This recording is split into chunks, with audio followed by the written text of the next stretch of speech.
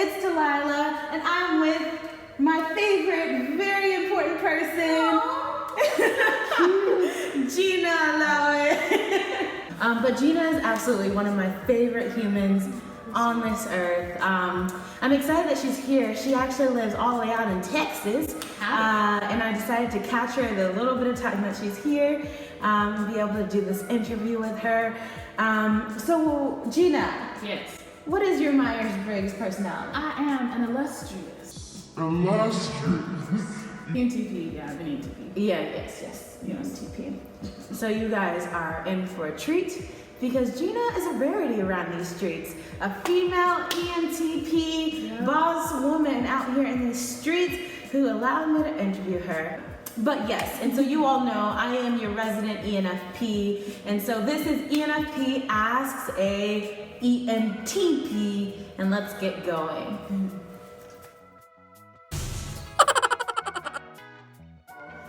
Gina and I went to the same college, and of course she helped me become a Christian, but also we were just really close, and like I feel like the connection's really great. Yeah, it's kind of cool. This is the first time we've seen each other in person in over 3+ years, and yet like it's one of those things you can just hop right in and it's instantly that connection. So, well, let's talk about people around you. Okay. So let's start off with your family. Okay. Because I know you have a sister and your parents. Yeah. You do have parents. No, I'm pilot, so I just kind of old school reference. My parents is God. Okay, my dad is an ISTJ, my mom is an ESTP, and my younger sister is an ESFJ. So you're surrounded by S's. Yeah. So it's what was that like growing up? It was a lot of like feeling like I wasn't understood, or like, what was it? One way that I don't remember where I read this, but the idea of like when you're describing a situation, an N will want the big picture, and then maybe if they're interested, the details, whereas an S is the opposite. They want the details, and then they'll figure out the big picture themselves. Right. And so when I would listen to my parents talk, like this is... The details are grueling. And I'm like, I don't care. And then I would come in, I'd be like, oh yeah, this. And they're like, wait, what? And I'm like, can't you just extrapolate? Like, duh. Extrapolate.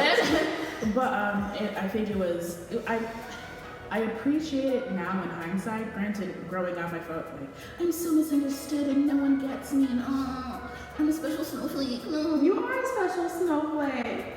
Please.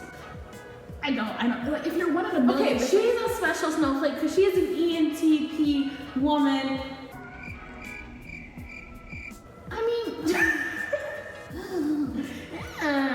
Okay, thank you for the compliment, but I appreciate it now because it forces you learn how to communicate with people who don't necessarily think the way you do. And so I remember once my mom was teaching me how to drive, right? And we were arguing because she thought I made an illegal turn, and I was like, I did not. Like, I am so paranoid with driving. I definitely did not make that illegal turn. And we're just like, and she's an ESTP, so basically the only thing that's different is that she has SE and NI switched, and then so we're just like, and then I don't remember. I was like, no, that wasn't an illegal left turn, blah blah. Turns out we were saying the exact same thing in like a different reference, which is what ESTP and ENTP is. They view the world very similarly, just from a slightly different reference point.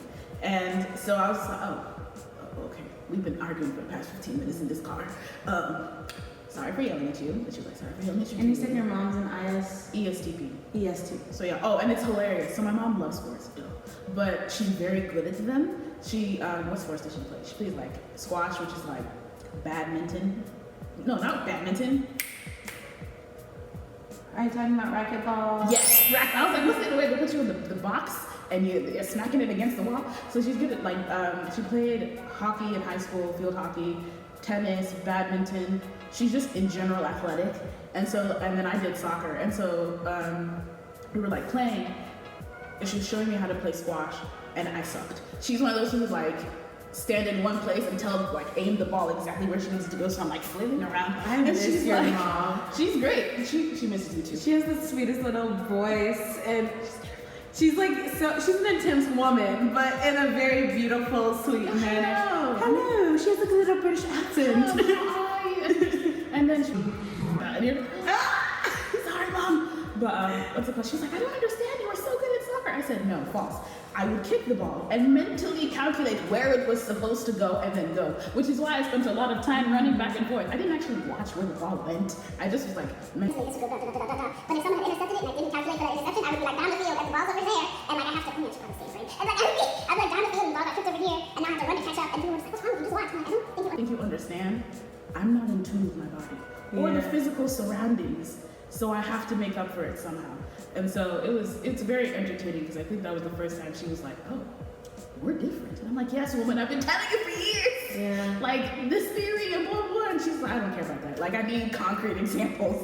And Both that was my like parents are sensors, and I got dinner with my dad on Father's Day, and one of the first things he's like, you take life way too deeply and seriously. Like he was like, you need to just live, just go each day and just chill out. You and your brother, both me and my brother are intuitives. Both my parents are sensors. Yeah. And so he was just like, you and your brother, you just take things way deeper than they need to be. Just live life, have fun. And I was kind of like nice though to hear it too, because I was like overthinking everything. Yeah. And sometimes it's cool to have sensors with an intuitive because they're so in tune with like reality, life. They want to talk about the practicals of life. They're not into all the the practicals will fall into place. Like what's the theory? Yeah.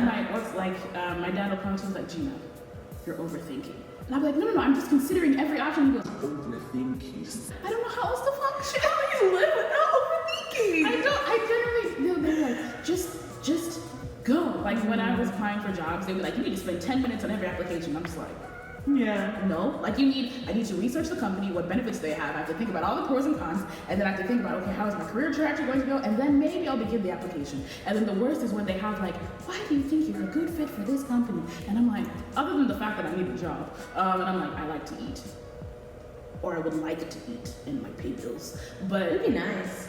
Maybe. But like, I would sit there and I'm like, how do I answer this? What is your job? Technically I don't know. And so I'm sitting there staring at a screen for like at least 5 minutes before I get irritated with having to come with an answer, just walk away. And they're like, have you applied to this job yet? And I'm like, the application is in process. And they're like, overthinking, just answer and move on. Or like every application to every job becomes a whole existential crisis. Exactly. Like literally it took me forever to start applying to stuff because I thought I would be in Haiti for a year plus. And then I was like, I have to be here. If I apply to a job, that's more than a year commitment. So I have to be ready to be here for more than a year. Am I ready? And then you have to think, am I gonna be stuck in Atlanta for my entire life? Just you overthink everything, and it has to be just simple like a job is not your identity or reality. You don't ever know what's gonna happen. Yeah. It's like you have to it's nice to have sensors in your life sometimes, but it's also low-key need them. Yeah, you definitely need them. My friend and I used to joke that if everyone was intuitive, we would never eat, we would never do anything. Oh my gosh. Because we would think about planting food and then come up with a bunch of ways to do so and then never do it. But we have some great philosophy. Oh, for sure. Oh, yeah, we would all die. We would all die. We would die smart. Personality Hacker episode actually about raising a family, and the family was a family of I think intuitives, and they were raising a little sensor child, and they were really deep into Myers-Briggs things, so talking about some of the differences in that. So it's kind of cool, like when you have a child that's a different personality type thing, there is a different way in which you want to communicate with them, or like even then they're like, since they have a sensor child, they would be sure to repeat things or tell him that he had to try everything twice. Just because they knew he wouldn't like it the first time, because they're all intuitive and want to explore. True. So sensors, like, and I tried it with one of my sensor friends, where like she's an ISTJ, who I'm still trying to convince to be willing to do this. Telling her with my book club, I was like, if you're going to the book club, you've got to go at least 2 times before you make a judgment about it. Because I was like, the first time you're probably not gonna like it because it's new, but the second time you'll have better perception of it. Your family's who you're stuck with. I mean, in positive way. If you can choose, you can choose. But you didn't choose to be their family. True. But when you're thinking about friends and even people that you're attracted to, like relationally, the intuitives. All right. Immediately, like I remember my senior year of high school, I chose to do directed study, and so for the second semester, all I did was Myers-Briggs, and I tested a bunch of my friends, and a ton of them were INFJs, to the point where I was like, this is skewing the statistics, so I don't really know if this is accurate, but a lot of N's, very strong N's. A few of them were sensors, but for the most part, the people I congregated around were INTPs, INTJs and INFJs, or at least I was in high school. And then I think in college, I feel like college is also special because you end up really digging into your discipline. And so when you're and I did computer science, and computer science is just glorified math. At a university that was very strongly, if I would call it, an NF campus. We were a huge NF campus. Yeah, and so and then just computer science in general is very NT dominated, or the sciences in general. And then there's also just interesting theory on that, how like the pure sciences like physics and chemistry are better suited to SJs than they are NTs because they're super regiment, like this is how you use. That was so interesting because the chemistry was the biggest one I struggled with. Physics, I almost struggled. I couldn't really capture it fully. But when I think about biology, that was my subject. Really? Like because it was a lot of theory and idea and computer science is basically math. Don't let anyone tell you otherwise. It's just it's math with in the physical realm, kind of. I don't know how to describe it, but and that's a lot of theory. So I loved mathematics. I love mathematical theory, and so I'm surrounded by NTs all the time. Which I don't know if necessarily you need to be surrounded by NTs all the time. Balance is good, but so I think in general, when I choose myself, I end up surrounding myself with people who are like me, but it's also not always healthy to do so, because you end up just going in the same direction that you think you should be going in, and there's not a lot of outside of opinion or outside like, I do it this way, and it doesn't make it better or worse, it's just they do it this way and maybe you should consider that option as well. And so, which is why I'm really grateful for the church, because you're surrounded by people who ain't like you, and and God's like, get along, and you're just, and it's like, so you have to. But I don't like the way they function. Yeah, and I'm just like, oh, this is awkward, or not even you don't like the way they function, it's just uncomfortable, and you're just not used to it. But it forces you to be balanced, or to not get good, but like to find out that human beings are all the same, in the sense that we all just desire the same. We want to be loved, we want to be understood, and we want to be inspired, basically. And so it's to be able to find that common ground with anyone, I think is valuable, and it gives you practice, really good practice. So I think even when I first went to my freshman year, being around people because I honestly wasn't around NFs that much. And so when they're like, feelings in an abstract way, like for some reason that was just like, because I was around STs, so even if it was like, and my sister's an ESFJ, so even her feelings were still very concrete. It was odd. And then so I kind of be like, abstract feeling? I was like, what in the world? What? Like, it was very confusing, but I value that difference and that ability to grow. I come to value it now. In the moment, it was very irritating. But looking back, I'm like, that was good. I'm happy. But yeah, so I think by choice, I end up gravitating to N's. But at this point, I'm like, I don't really care. Like, are you cool? Cool. There you go. Let's be friends. I guess. To be honest, if I could just never leave my house. Is the goal. Like, all my food be delivered to me. I would code all day and then play video games all day and then like call my family.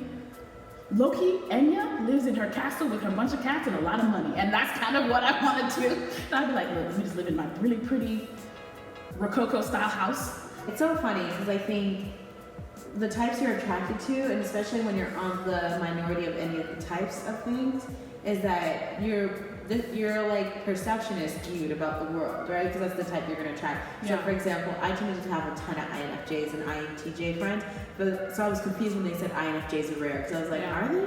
Because they're everywhere. Thank you.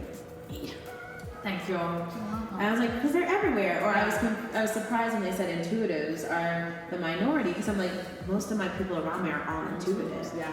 Like, if you notice, so far what I've gotten is a ton of intuitives. And intuitives and perceivers, actually. I'm moving my left eyebrow. Wait. Oh my goodness. Sorry, I can move this one all the day, but I can't move this one. Okay. My goal is to be able to like wiggle my eyebrows like that one Hasbro commercial where the kids are just like, "Dun, dun, dun, dun, dun." That's my goal for one day. So I'll be like an 80-year-old woman just. What are some types or even just traits in general that in others you struggle with? That like you have to put a little extra effort or challenging for you to get along with, if there are any.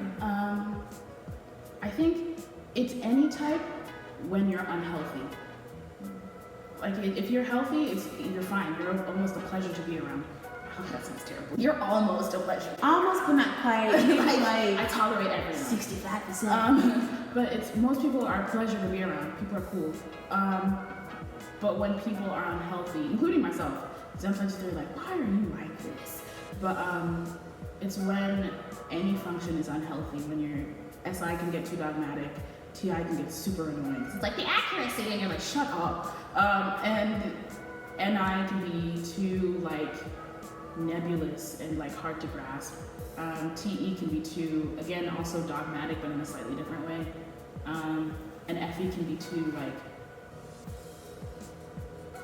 like the will of the many over the goodness of the few. And so every part can have The martyr mindset. not even the martyr mind, because the martyr mind isn't that like the one person will sacrifice themselves for everyone else. Yes. But I think it's more like FE when unhealthy. If one person is struggling but the rest of the group is fine, then somehow it's fine. Even if that one person is struggling and they're like at a really bad place, you're kind of like, oh, but everyone's cool. It's just you, and then so you're the issue and they kick you out. That's interesting. So that can be. I think that's a lot of people's gripes with FE. So I think all of them are just. It's not. As long as you're healthy, I'm fine. It's when people start to get unhealthy, or I start to get unhealthy, that I start getting annoyed, and it's more burdensome. And I think even. Honestly, I've not met very many ENTPs, but the few I've met, it's weird because like a competition will immediately start of like who's the most ENTP, who's the most inventive, who's the most quick-witted, and so I have to like calm down and be like, whoa, why am I farting with you? Stop farting together. Why am I fighting with you, random person? So yeah, it just depends. Yeah.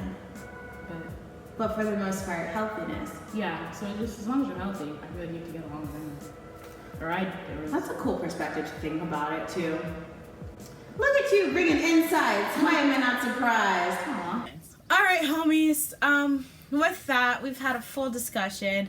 Gina's graced me with her beautiful presence in Atlanta, where the play is play, and we ride in the streets like every day. So you all can come to Atlanta as well. No, just basically thanks for watching. Thank you, Gina, for letting me interview you and fun. Being here and allowing me to geek out with you a bit. I was exploding with joy with your presence yesterday and today.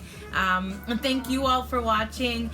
Please comment below. I know Gina would be more than happy to have our discussions and. I was gonna say discussion, not an argument. But, phrasing. Respectfully, we're not gonna call each other names. And so if you would like to comment, if you have any thoughts or opinions about anything, feel free to say so in the comments below. I also like to have conversation, so feel free to do that. Subscribe, and you will see my beautiful face more often. This beautiful face occasionally when she decides to make a guest appearance or whenever we get to do other things. When money provides. When money provides. Or flights get free. When you provide, if anyone wants to provide out there. My Cash App will be down below, my PayPal account. There'll probably be videos that pop up down here in this box, and then there'll be one here. Hopefully won't cover Gina's face. But you guys can either watch videos, this was a part of a multiple part series. You can watch the other videos in this series, or you can check out some of the other videos I do, and maybe you'll like and find something you like there. All right, with that, goodbye for now to you, my friends. Goodbye for now until we make another video. Bye.